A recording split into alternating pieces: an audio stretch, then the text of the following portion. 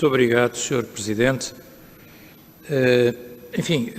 Essencialmente agradecer ao Sr. Ministro o contributo e a opinião que nos deu, sendo certo que mais do que um contributo a uma opinião, para nós o que está aqui em causa é uma questão de princípio, e nessa questão de princípio eu posso até concordar até certo ponto com a intervenção do Sr. Ministro. Não sei se concordo depois com a resolução concreta, mas concordo até certo ponto. Dizer em relação, inclusivamente, a estas duas últimas intervenções, e muito em particular em relação a esta última, que não deixa de ser curioso que este é um processo de revisão da Lei da Nacionalidade em que, em matéria do chamado jus soli, ou seja, do critério de solo, se procede a um terceiro alargamento num período de tempo relativamente curto. Ainda ontem o seu colega da Administração Interna, no âmbito de outra matéria e com esta questão relacionada com esta questão da imigração ilegal, dizia que tinha muito orgulho na Lei de 2007. Pois bem, a Lei de 2007 já foi alterada várias vezes, a última alteração tem nem 2 anos, e volta agora a ser alterada para se alargar o jus soli e atribuir cada vez com maior facilidade a nacionalidade portuguesa. Ou seja, chegamos a um ponto em que não é necessário ser filho de portugueses, não é necessário ter entrado legalmente no território português, não é necessário uma permanência que não seja, como era inicialmente, eram de 5 anos, depois reduzida, se não estou em erro, para 3, agora estamos num ano, portanto, tem-se alargado cada vez mais esta possibilidade. Qual é, contraditoriamente com isto, qual é o grande problema que o Partido Socialista aqui veio levantar e que veio tornar como central nesta discussão da lei? A questão dos judeus sefarditas. Sr. Ministro, na minha opinião, não faz nenhum sentido e é, inclusivamente, absolutamente contraditório. Só não é contraditório na medida em que, obviamente, a nacionalidade dos judeus sefarditas tem que ser vista como jus sanguíneo e puro, não é? Quer dizer, portanto, aquilo que lhes atribui a nacionalidade é um critério estritamente de sangue, não é? E não pode ser outro senão a descendência, e a descendência, obviamente, é um critério de hereditário e de sangue. Não vou entrar sequer nas alusões de nacionalidade exponencial da Sra. Deputada Constância Urbano de Sousa, porque isso levar-nos-ia a concluir que, enfim, numa data previsível nós teríamos 100 milhões de portugueses exponencialmente através dos filhos, por aí afora, quer dizer, portanto, é de tal forma absurdo que eu acho que não faz nenhum sentido. Aquilo que faz sentido, obviamente, Sr. Ministro, é reconhecer aquilo que o Sr. Ministro diz na primeira parte da sua intervenção. Este ato foi um ato de reparação histórica. Foi um ato de reparação histórica do Parlamento português, aprovado por unanimidade.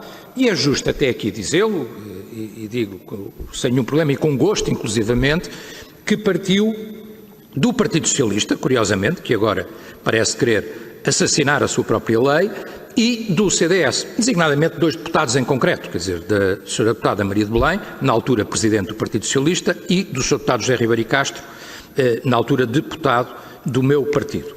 E esta proposta e este trabalho acabou por ser aprovado por unanimidade, o que é relevante. E como o Sr. Ministro diz, e bem, representa, de alguma forma, um país que está de bem com a sua história, que se revê na sua história, que repara os seus erros históricos, que faz justiça e que é generoso. E isto foi, e diz o Sr. Ministro e bem, um sinal positivo para a afirmação externa de Portugal e para a imagem externa de Portugal. A questão é porquê agora e de onde e por que raciocínio se vai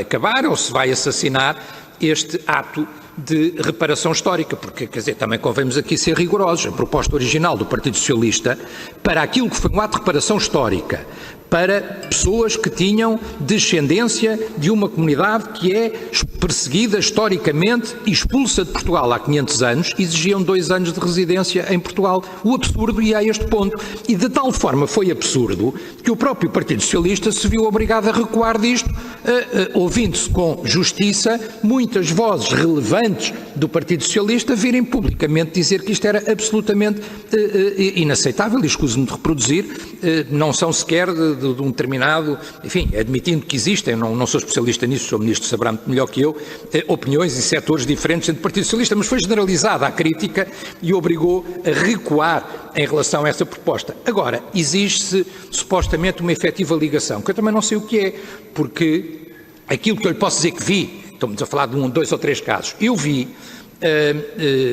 membros do chamado Portuguese Caucus, que o Sr. Ministro conhecerá melhor que eu, nos Estados Unidos, com funções de relevo, sejam elas no poder local ou no próprio Congresso dos Estados Unidos, invocarem essa sua situação de herdeiros de judeus sefarditas para dizer eu quero ir a Portugal, eu quero investir em Portugal. Alguns estavam-se a juntar e a financiar a reconstrução de uma mesquita nos Açores, por exemplo, quer dizer, num ato bonito, histórico, de quem quer ajudar e de quem quer manter a ligação à história. E, portanto, isso é o que eu conheço.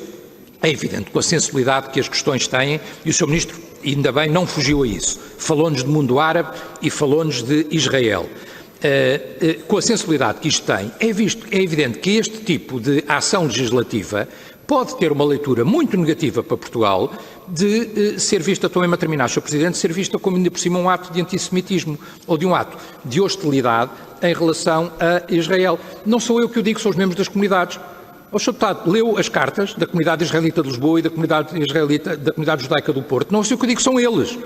São eles, a sensibilidade é deles, eu não estou a falar da minha, eu não faço parte da comunidade, nem tenho nenhuma ligação, portanto não sou eu que o digo. Agora, as comunidades israelitas e a comunidade judaica do Porto vieram dizer, e vieram dizer mais, vieram dizer que estamos a falar de 16 mil e qualquer coisa, 16.750. Ou seja, o tal problema de milhares e de um comércio de coisas não existe, aparentemente, estamos a falar de 16 mil e tal casos. Se existem dúvidas, Sr. Ministro, o que eu diria é, então, regulamentemos a lei. Então, quer dizer, que se garanta que não há comércio. Que se garanta, mesmo a terminar, Sr. Presidente, que se garanta que não há fraude. Por aí devemos ir. E não destruir uma lei, que é uma lei bem feita, que é uma lei histórica, que é uma lei generosa, que é uma lei que foi aprovada por unanimidade e que, na minha opinião, pura e simplesmente não deveria ser mexida. Se há fraude, combate-se a fraude, mas não se destrua esta reparação histórica no mesmo momento em que se celebram os 75 anos da libertação de Auschwitz e no mesmo momento, e que bem, no outro dia ainda decidimos um outro ato de reparação histórica, ao decidir que Aristides de Sousa Mendes poderia e deveria ser transferido para o Panteão. São esses atos de justiça e de generosidade que nos ficam bem, os outros ficam-nos substancialmente mal. Muito obrigado, Sr. Presidente, peço desculpa de me ter excedido no tempo, mas será a minha única intervenção nesta sessão. Obrigado.